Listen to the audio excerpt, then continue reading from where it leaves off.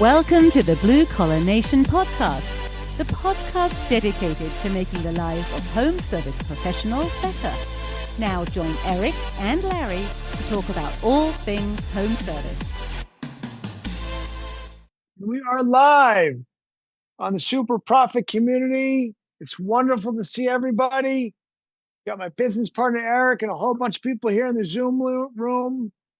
And we're excited. We got a cool topic to talk about that Eric prepared for us. Eric, why don't you share the topic and explain how everybody gets frozen or we're gonna clients get frozen. We're gonna talk about frozen clients when we go do a bid and we do an awesome job explaining everything, and they need our services, and they get overwhelmed and shut down. And there's 4 emotional states that usually do that, and 4 types of buyers, right? And especially for us who have worked in restoration where people are under a lot of duress, it's really prevalent, but it's prevalent to all home service businesses. So that's what we're going to talk about today, Larry. Oh, well, yeah, it does get frustrating when you want to get them to act. They want to act, they just get stuck. They're not sure what to do. They're frozen. That is something. Yeah, exactly. It depends on the person, of course, how they respond. Yeah. And their disc profile. I think that has a lot to do with it. Some people just don't act quickly. No. But it's tough when you give a great presentation and they're like, well, maybe. So, okay. Well, let me get into it. Yeah, we're going to talk about frozen customers today, or potential customers. And look, we've all gone to that bid, and really there's kind of 4 emotional states that occur in everybody. Like Larry said, different disc profiles, usually different reasons for that, right?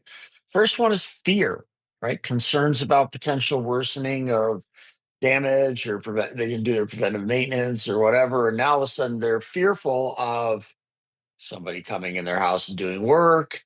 Am I picking the right contractor? How much is this going to cost? Can I afford it? How long is my life going to be disrupted? Look, that goes for the simplest thing, like a carpet cleaning job that takes 3 hours, right? That still throws people off their game, depending on their style and what they like. Or maybe it's something as drastic as a remodel or water damage or something like that. So we have to recognize and look for cues that they're fearful. Are they answering just a yes and no? Like, you're asking open-ended questions and they're giving you a yes or no answer opposed to a full answer? Are they kind of shut down and not doing anything, and just like, we have to recognize if there's fear, because if we can, then we're going to have to start empathizing very quickly, or maybe acknowledging, or even asking them, hey, are there things that you're concerned about? Right? So how do we overcome the fear? We address fears, right? Like, everything that's unspoken on a bid usually is a point of friction when it comes to actually getting them to sign. So we want to, like, undo as many of those friction points as possible. I always loved Rachel Stewart, who was at Accelerate. She did this talk about how Amazon's whole thing is, like, they reduce friction in the buying process, right? So, like, you put in your credit card and it comes in 2 days, and you can just go online and you never, like, they took all the friction out, or all the pain points for people, and then everybody uses Amazon now, right? It's the same for us. Take friction points out. So the first one is fear. A certain percentage of people are going to feel fear. Look, some people are going to feel shame. Ever been to a hoarding house? Right? Or Larry and I went to one where the husband was a hoarder, and the wife gave him 1 room. And Larry and I were walking around the house for a carpet cleaning bid. And all of a sudden we see this 1 room, and it is stacked to the gills. And, she was like, he's going to have to do it over there. And anything that comes outside of that room is going to get thrown away.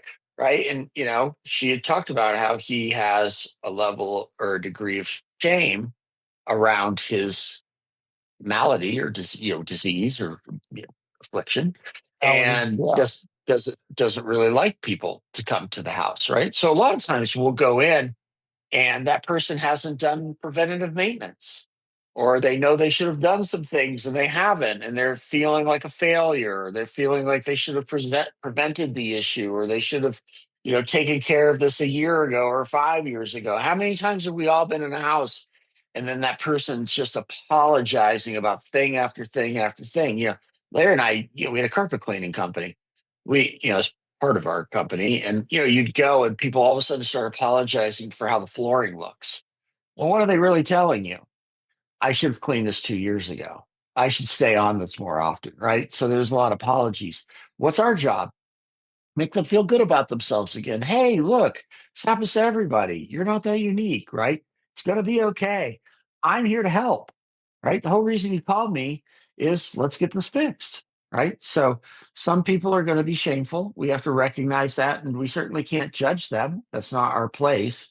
We have to help walk them through with empathy and caring. The third one is confusion. Larry, I always say this, like, when we went to high school, you got your A students, your B students, your C students, your D students, and your F students. Well, some of our clients are our D and F students, right? And no matter what we say, no matter how we say it, no matter how slowly we take it, you can tell that they're not grasping the concept, or they're not with you, right? So what are we going to do then? Number one, we're going to slow down. Maybe they're a visual learner, not an auditory learner, right? So us continuing just to talk to them isn't going to get us anywhere. That's when I like to, you know, pull out a piece of paper and maybe write things in bullet points, or have a brag book and show them pictures of things so that they can understand it better. Especially, we have Jeff here. He's a restorer like you and I. But most people don't know what containment is. They don't know really what a bad mold job looks like. Like, there's all kinds of, they don't know what a flood cut is. They don't know what all the stuff is. I'm going to show them visual representations of that to try to help them understand. Because a confused client is the client who does not buy, right? They don't feel comfortable enough to buy because they don't know what's going on. So what do? They just shut down, they stop. Larry, you ever had a confused client, no matter what you did, that it was really hard to get them to grasp what we were going to do or needed to do? Was the connection that you got to work on, especially in a flood environment when somebody's panicking at the same time. To get them to focus, you got to slow down and Yeah. look at their disc and read it, and then go with that, with whatever you Yeah. think's going to work at that point. But the Yeah. pace has to slow. Yeah. People It get has to nervous, and you slow. have to understand that, and that makes a difference. Yeah. Yeah. If they don't understand, they will not buy. All right. And the last one, the fourth one, is overwhelm. And I think this is the one we see the most often, especially in emergency services. But I think also, like, when the water heater goes down, or when there's plumbing problems, or whatever. I mean, it's not just a restoration thing, right? A lot of people, and I think this is the most common thing that we see, there's too many factors complicating their decision making process. And when people get overwhelmed, they shut down. Larry's talking about, disc. There's certain disc profiles that they don't like to move quickly. They want to make sure that they're making the right choice, and therefore they can easily feel overwhelmed. What's our job with the person who's overwhelmed? Educate and empathize, right? Like, I mean, those two things, on all four of those, maybe said different ways and in different fashions, but we need to educate and empathize. Okay, hey, I can see that you're feeling probably kind of stressed out about this. Let's talk about this. Let's talk about what it's going to take to get you back to good again. Let's talk, let's talk timeline. Let's talk about all the things that we need to do. Let's talk about your fears. Let's talk about what's stressing you out, right? And the better job that we can do at that, we're going to make sales. And look, you know, Larry and I, especially, I mean, our whole team, but we worked hard at this, like really, really hard, especially because we were going in multiple times a day into environments where there's a lot of stress because it was restoration. But it goes the same for all trades. And, the person who can get the best at reading their speed, understanding what they need, doing a great job of educating them in their style of learning, you're going to get the jobs. I used to love, I'd roll up to a new water damage that we got calls, and there would be like three other companies there. And they'd all have it. Look, there's nothing wrong with technicians. I've been a technician my whole life, but they'd have three, each company would have one guy who was like 25 years younger than me and, didn't have a lot of, and I'd always like look at myself like, well, I got this one. Why? Because I had the ability to read that client because I had been doing it longer. Larry and I put tons of work into getting coached on how to do this better, right? So we have to practice this. That's my point. That's the whole point of today's exercise, right? These are things that we have to understand exist. B, then what are we going to do to make our clients feel better? Because the reality is we paid money to get to that front door. It's our job to turn that ad spend into revenue. So Shit. I, I think, I think there's four types of frozen buyers, right? And you guys are going to all understand this once we start going through, right? There's four types of behaviors that kind of make these people who they are, right? So, and look, we're all a version of this, right? Every single person here under duress or trying to get work done, we probably lean on one of these things, right? Number one is the waiter, the person who just doesn't take any action, right? They delay decisions because they're feeling overwhelmed or they're unsure of what to do. So their whole process is if I do nothing, maybe that's the best thing to do, right? We all know that's never, I don't know who said it, Larry. We have a friend who said, and I love this quote. He said, bad things never get better with time, right? Water heater breaks Take care. down. It's not, Yeah. it's not going to get better with time. Right? It only gets better with taking action. So what we're going to have to do with our waiter is we've got to get this person to understand that bad things don't get better with time. Right. So like if they do nothing, they're kind of in their sweet spot momentarily. Like if I just do nothing, like nothing, changes, good or bad. So all of a sudden what we have to do is we have to sell them on the fact of what's the cost of inaction? What happens if you don't do anything, right? So all of a sudden, if I can sell them on, hey, if we don't take action soon, these things are going to happen. Like I'll use water damage as an example. Like, you know, maybe your carrier, if you don't, take action and get some dryings happening, they might deny your claim. Maybe you're going to have growth happen. That's going to, be even worse, right? Like you not doing anything does not make it better. So in a kind, respectful, and caring way, we have to sell them on the fact that it's more dangerous to not take action than to take action, right? That's our waiter, right? The next one is the frustrating one for a lot of us. It's the DIY guy, right? Yeah, I'll just do it myself. Right, I don't need you guys. You're overpriced. I'm going to do this whole deal myself, right? They are either super price sensitive or they think every contractor's a crook or they really do think they can do it themselves. And what do we have to do with them?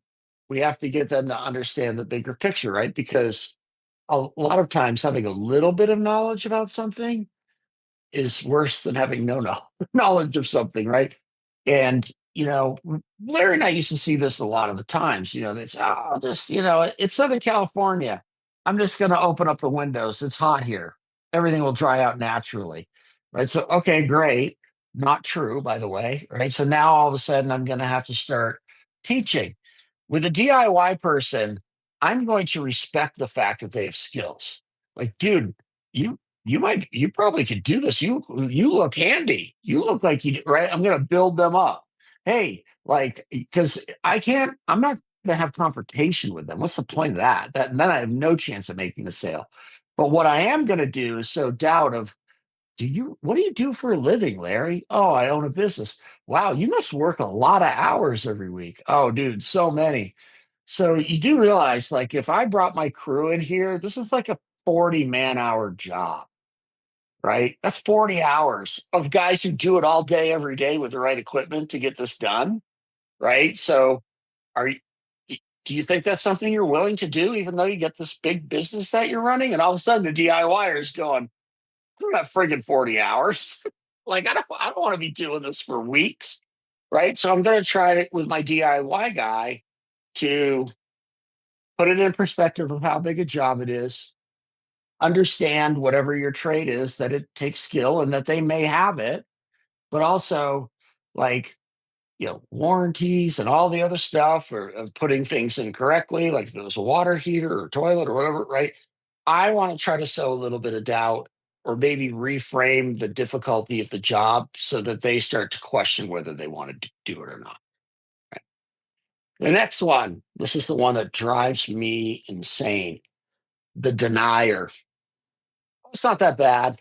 Yeah, it's just a little bit of water. Oh, my garbage is not that dirty. Oh, the Um, water heater's yeah, spurting well, out, but right? Like, they just literally, they call you in and then deny everything that you tell them. Right? Like, and what are they really doing? They're trying to minimize the truth to avoid a uncomfortable reality. Right. So as soon as they hear that, because we're going in and saying, hey, I need to, I don't know. I need to do a 2 foot flood cut along these three walls. We need to pull your kitchen cabinets out because there's water behind there, or, whatever. For a repipe and a plumber, it might be like, I'm going to have to cut into the house in these different places. Then we're going to have to paint and re-drywall and all of a sudden, right? And all of a sudden they're getting overwhelmed. So they start denying, like, hey, this isn't an issue. It's no big deal. It's no problem. I'm just going to let it sit. Right. Larry, how many times have we seen a property manager deny or belittle the issue once we tell them what really needs to happen? Right. Because they're like, no, no, no, I don't want to spend that money. Right. So what do more we do often with than the not, they don't want to go to the homeowner and say, or the owner, and like, right? I got a problem here. Exactly. Yeah, exactly. Right. So, what we have to do is butter them up with information. We need to really educate them. I used to, Larry and I did years ago. There was a big basement at a landscaping company, and they had a large flood in the basement of this building, which was finished. And they did the whole, it's California, we'll just open up the windows and everything will be just fine. And then they call me and I go take a look, and it's, you know, 3 feet of mold growing through the walls, every single wall in the basement, right? What did they do at the beginning? They denied that there was a problem. What did they do in the end? Paid Larry and I 6 figures to go tear that whole place apart and remediate it, right? So if I had been able to get that phone call the first day, and I used the pictures from that job for years, when people would start to deny and say, "Hey, I don't have an issue," or whatever, Larry and I had a big fat brag book. What was that good for? Educating.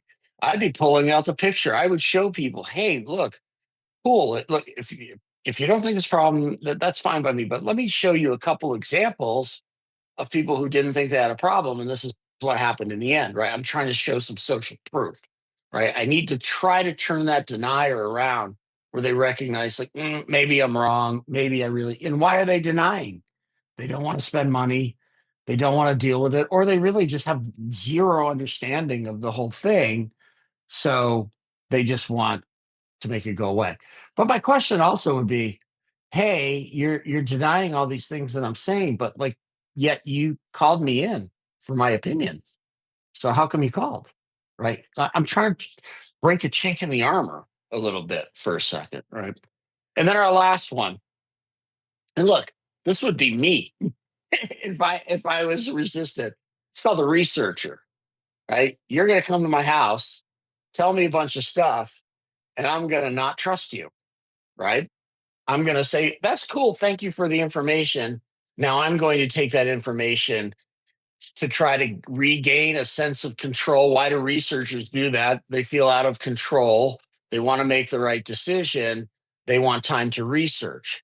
So I would say, yeah, I'll research and I'll get back to you, right? Because I'm not going to believe anything anybody tells me. I'm going to go find third party proof that that's true. So then I'm going to do all my homework, right? So what do? Well, we have to recognize the researcher usually is a person on a disc that has a lot of C, right? They want to be right. Their fear is to be incorrect or make the wrong decision, or they just want to make sure they understand what they're really up against. They're not good. They're skeptical people. They're not going to believe what you said. Larry could tell me things till he's blue in the face until I go research it. I don't believe any of it. Right? Doesn't mean I don't like Larry. No. Doesn't mean I don't respect Larry. It just means I want proof. Right? So what do we do with the researcher? We set an appointment for the next day at 10 a.m. and say, great, here's several places that you should consider going and doing your research. I respect you for doing your homework. Could we have a meeting tomorrow at 10, either via Zoom or on the phone or in person, so that once you've done your research, I can answer all the questions you have? Why am I doing that? Because the researcher is going to respect the fact that I acknowledge that they want to go do this, that they want to understand. And it also makes them feel good about their choice. Like when I go to the doctor, Larry knows this. Anything that's wrong with me, before I go to the doctor, I'll set the appointment and then I research like crazy. I'm going to know everything about that as much as I can before I get there. And then, you know what the smart doctors always tell me? Because I'll ask questions and they'll be like, wow, you really did your homework. I just like that guy a little bit more. Right? Like he's acknowledging that I did work. Right? That's what we have to do with our researcher clients. Acknowledge and give them kudos for doing their homework. Right? It actually makes our job easier because they have book knowledge now, but they have no context usually. Right? So they have a whole bunch of knowledge that they found on ChatGPT or Claude or Google or whatever, but they have no practical application. We have that. So now all of a sudden they start asking questions. We can start saying, let me put that into context of like real life situations, right? And so I do that all the time. So anyway, Larry, that's really it. I just want everybody needs to understand that the thing that all of us need to do is try to be able to read the client better, right? That's why DISC is a great tool, or I like DISC the best because it's the easiest.